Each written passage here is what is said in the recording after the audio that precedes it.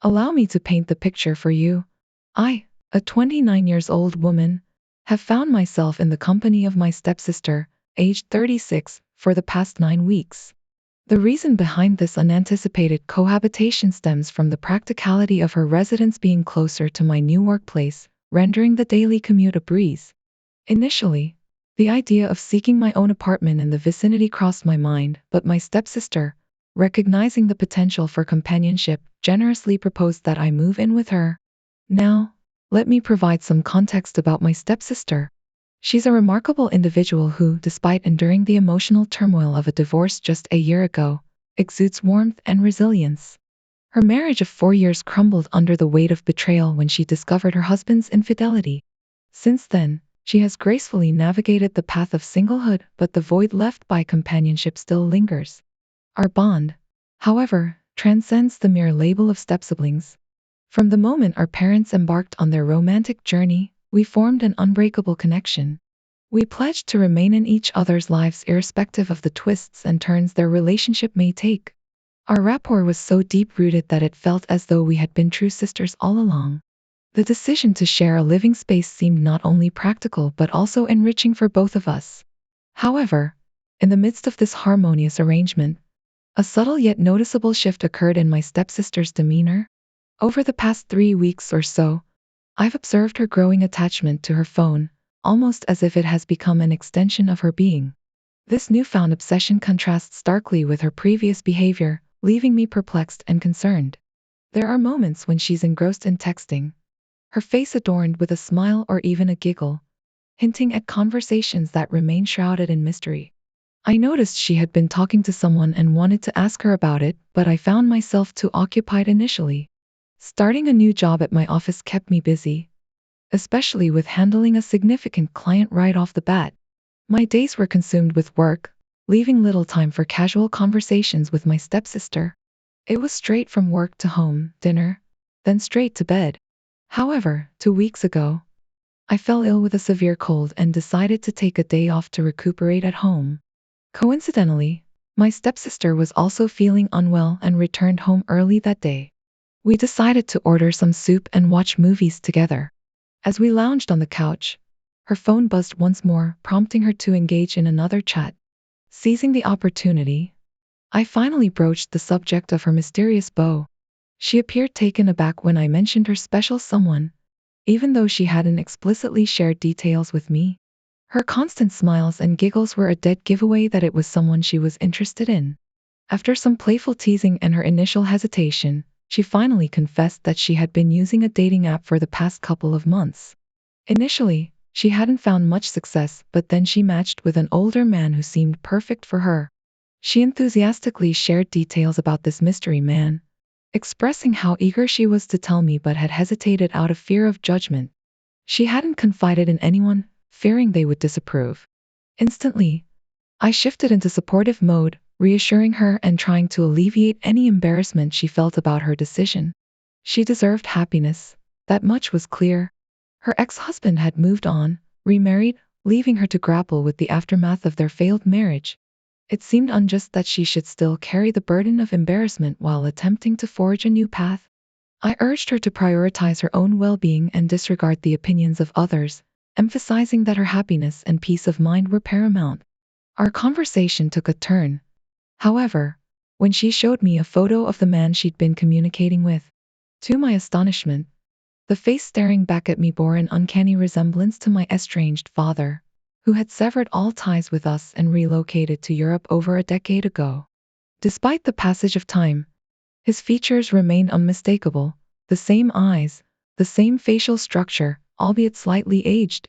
Though he had listed his age as 45 on the app, I knew in my heart that he must be closer to 50. It was a revelation that left me reeling. How could my stepsister have possibly matched with my father? Our household bore no traces of him, thanks to my mother's directive to rid our home of any reminders of his existence. She had meticulously gathered every photograph containing his image, stashing them away where I would never stumble upon them. Furthermore, my parents were not avid users of social media, resulting in a scarcity of online presence for my father. His departure had rendered him virtually untraceable, a ghost in the digital realm. As a teenager, I refrained from posting pictures of my father on social media, deeming it uncool. Consequently, our digital footprint became devoid of any evidence of his existence. My stepfather and stepsister knew him only by name. His face remained a mystery to them. Little did they know, my father had concealed his past, assuming a new identity complete with fake names and a fabricated history. The revelation unearthed memories of my parents' divorce when I was just 9 years old, a tumultuous period marked by confusion and upheaval. And now, faced with the startling revelation of my father's clandestine presence in my stepsister's life, I was forced to confront a past that had long been buried. They shared joint custody of me, a decision made when they were both young and inexperienced. Their marriage was more of an obligation than a result of genuine love. To them, it felt like a college fling that had dragged on for too long. Despite their lack of affection for each other, they remained together for my sake. Unfortunately, their relationship was tumultuous, marked by daily arguments over trivial matters. The constant tension in the household made me secretly wish they would just end things and go their separate ways. Witnessing their discord had a profound effect on me, instilling a deep-seated skepticism about the institution of marriage that would linger into adulthood. When they finally made the decision to divorce, I felt a sense of relief mixed with sadness. On one hand, the end of their marriage meant an end to the constant fighting. On the other hand, it signaled the beginning of a new chapter filled with uncertainty and adjustment. Over the next decade, I split my time between living with both of them, trying to maintain a sense of normalcy amid the upheaval. Despite their animosity towards each other, they made a concerted effort not to speak ill of one another in my presence. They also refrained from using me as a pawn in their conflicts, for which I was grateful.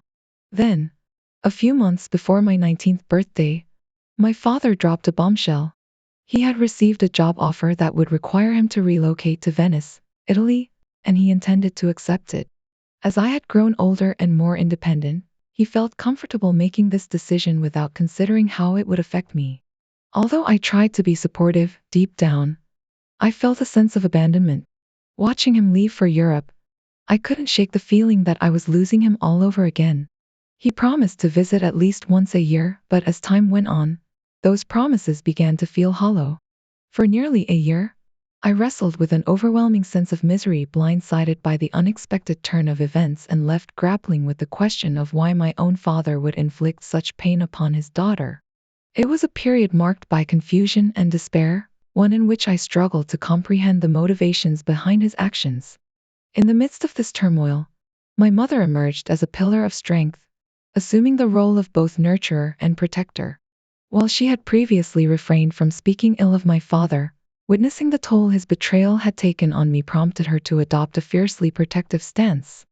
In her mama bear's mode, she embarked on a mission to eradicate every trace of his presence, determined to spare me further anguish and facilitate my healing process. While I cannot deny that her efforts provided some measure of solace, I am hesitant to endorse such drastic measures as a universally applicable solution for navigating the complexities of estrangement. While it served as a temporary balm for my wounded soul, I recognize that such actions may not yield the same outcome for others grappling with similar circumstances. Nevertheless, her unwavering support and determination to shield me from further harm played a crucial role in helping me navigate the tumultuous waters of estrangement. Fast forward another decade, and fate, in its ironic twist, reintroduced my father into my life through an unexpected conduit, my stepsister. The shock and horror I experienced upon realizing the truth of their connection cannot be overstated. To learn that they were not only in communication but on the brink of meeting face to face sent waves of disbelief and apprehension coursing through me. Yet, amidst the turmoil, there was a glimmer of relief in the knowledge that their rendezvous had yet to take place. In a moment of instinctual resolve, I found myself probing for details, desperate to confirm my suspicions. True to form, my father had adopted an alias, utilizing his middle name and his mother's maiden name to conceal his identity online. His efforts to evade detection were evidently thorough, rendering my attempts to locate him futile. The realization that he had taken deliberate measures to block me from accessing his social media accounts served as a stark reminder of the gaping chasm that lay between us both physically and emotionally. Determined to confront the truth that had long eluded me, I embarked on a journey to reconnect with my estranged father, fueled by a relentless quest for closure. Despite the stark realization that he had once shunned any attempts at reconciliation, I found myself compelled to breach the walls of silence that had long separated us. Armed with the newfound knowledge of his online presence, courtesy of my stepsister, I braced myself for the emotional turmoil that lay ahead. For 2 agonizing days, I grappled with the weight of what I was about to undertake. The prospect of confronting my father, after years of estrangement, filled me with a mix of trepidation and resolve. As I navigated his social media profile, I was met with a glaring reminder of his deliberate efforts to block me from accessing his account. Yet, amidst the frustration and disappointment, a spark of determination flickered within me. The image of him, grinning alongside a cat, a creature he had vehemently despised throughout my childhood, served as a poignant reminder of the falsehoods that had defined our relationship. It was a facade that had endured even in the virtual realm, a testament to his unwillingness to confront the truth. Anger and resentment surged within me as I grappled with the incongruity of his actions, the hypocrisy of his deception. After much deliberation, I composed a message that bore the weight of years of pent-up emotion. In it, I confronted him with the inconsistencies of his character, laying bare the profound disappointment that had festered within me for far too long. I minced no words in expressing my grievances, calling into question his failures as a husband, a father, and now, potentially, as a partner to my stepsister. It was a reckoning long overdue, a cathartic release of the emotions that had long been suppressed. With a trembling hand, I had sent, bracing myself for the inevitable fallout. Would he respond, or would his silence serve as yet another testament to his cowardice and deceit? Regardless of the outcome, I knew that I had taken a step towards reclaiming my agency, towards confronting the truth that had long been shrouded in silence. I hope you're never ever happy again because you don't deserve it. You deserve all the pain you caused me, multiplied twice. Now you can disrespectfully go to hell. Goodbye. The weight of those words lifted from my shoulders as I hit send. It felt like a dam bursting, releasing pent-up emotions that had been festering inside me for far too long. Finally, I could breathe freely, unburdened by the weight of resentment and anger that had consumed me. In that moment of catharsis, I found a sense of relief unlike anything I had ever experienced. It was as if I had been carrying a heavy load for miles, and suddenly, the weight was lifted, leaving me feeling light and liberated. But as the initial rush of emotion subsided, doubts began to creep in. Had I acted too hastily? Should I have consulted my mother or stepsister before confronting my father? The thought of facing their reactions now filled me with apprehension, and I sought refuge in the familiarity of work, burying myself in tasks to avoid the inevitable confrontation. My stepsister's excitement about her budding romance only added to my guilt. How could I disrupt her happiness with the truth about our father? I had hoped he would simply fade away, sparing her the pain of knowing the ugly reality of his past actions. Yet, my hopes were dashed when my father chose to confront my stepsister himself, laying bare the truth in all its ugliness. I feared the fallout, knowing the devastation it would bring to her fragile sense of trust and security. As I returned home that evening, the tension hung heavy in the air, suffocating me with its silent weight. Despite the absence of any response from my father, the damage had been done. And now, I braced myself for the storm that was sure to follow. Upon stepping into the house, my stepsister immediately launched into a tirade, berating me for my actions. Initially bewildered by her outburst, it took me a moment to comprehend that my father had divulged everything to her. Instead of directing her anger towards him, she unleashed it upon me, insisting that I should have confided in her before confronting him. Before I could offer any explanation, she made it abundantly clear that she no longer wanted me around and demanded that I leave immediately. Despite my attempts to reason with her, she remained adamant, refusing to entertain any conversation and repeatedly urging me to depart. Recognizing her unwillingness to listen, I reluctantly acquiesced, hastily gathering my belongings and vacating the premises within the hour. For the next few days, I sought refuge in a hotel before seeking temporary shelter with a friend. Finding a permanent residence on such short notice proved challenging. In the midst of this upheaval, communication with my stepsister ceased abruptly as she blocked me on all platforms, leaving me unable to reach out to her online. Although my mother reached out to me recently, Her disappointment was palpable. She echoed my stepsister's sentiments, expressing her belief that I should have consulted them before taking action. While I understand their perspective, I can't help but feel misunderstood and marginalized in the aftermath of the fallout. I recognize that my stepsister has endured her fair share of hardships, particularly with her divorce and subsequent encounters with unsuitable suitors. However, I can't help but feel unfairly vilified for my actions. It's challenging to navigate this situation when even my own mother is keeping her distance, grappling with the shocking revelation of my father's interactions with her stepdaughter. It feels incredibly unjust to find myself on the receiving end of rejection. Despite my efforts to mend the fractured relationships, I've been met with silence and indifference. While I don't intend to sound like I'm complaining, it's disheartening that, despite my attempts to reach out, both my mother and stepsister have chosen to distance themselves from me. My mother hasn't gone as far as blocking me, but her lack of response speaks volumes.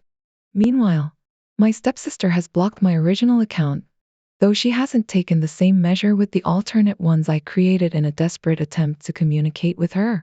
Admittedly, my actions may come across as somewhat intrusive, bordering on stalkerish, but my sole intention is to seek forgiveness and reconciliation. I feared that giving them space would only widen the chasm between us, leaving me isolated and unheard.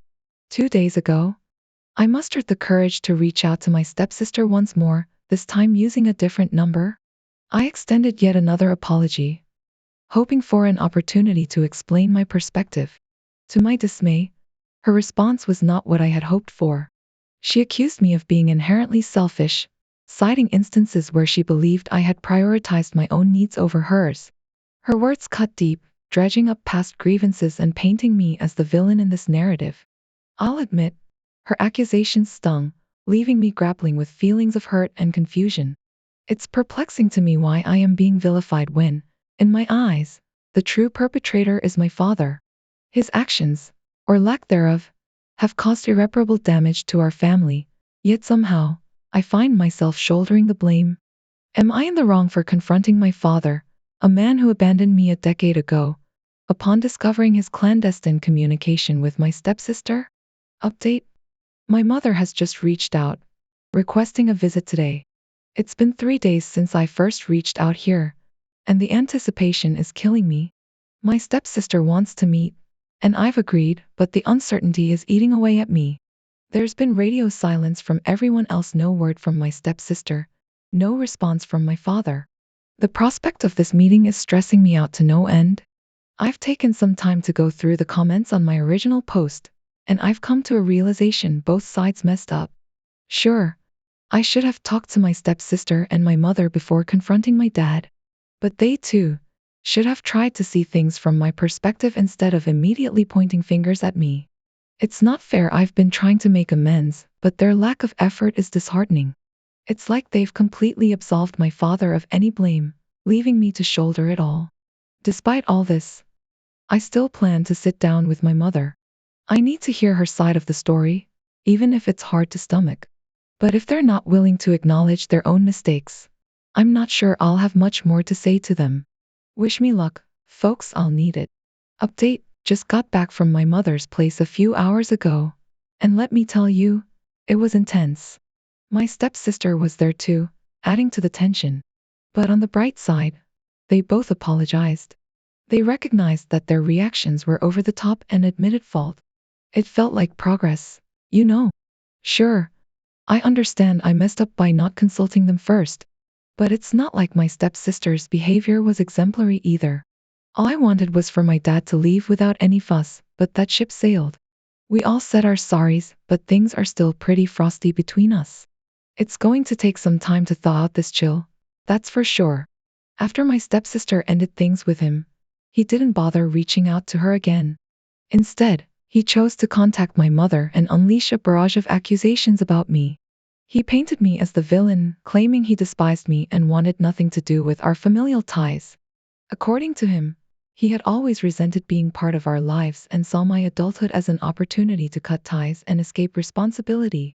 His words were a painful reminder of his callous disregard for the bonds of family and his utter lack of accountability. Despite his outrageous claims, My mother chose to cut off contact with him without dignifying his accusations with a response. It was a difficult decision, but we both knew that engaging with him further would only invite more toxicity into our lives.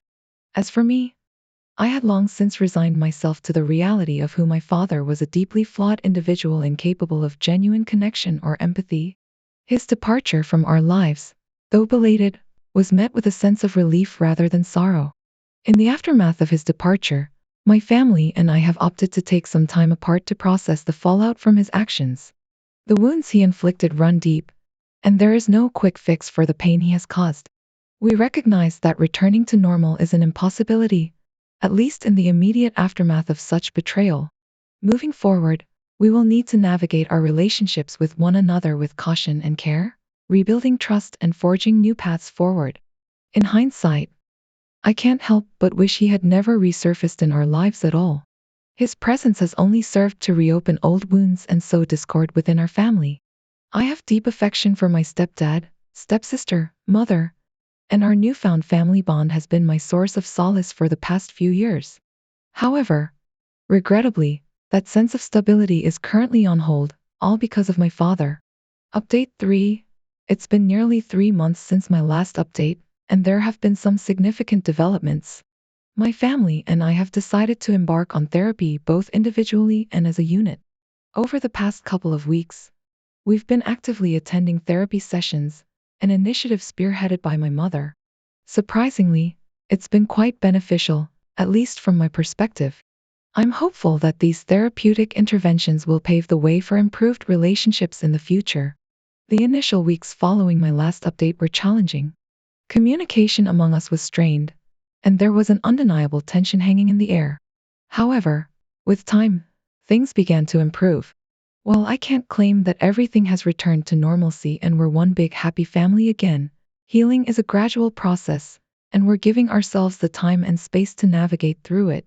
Looking ahead, I remain optimistic that one day, I'll be able to return with news of restored harmony within our family.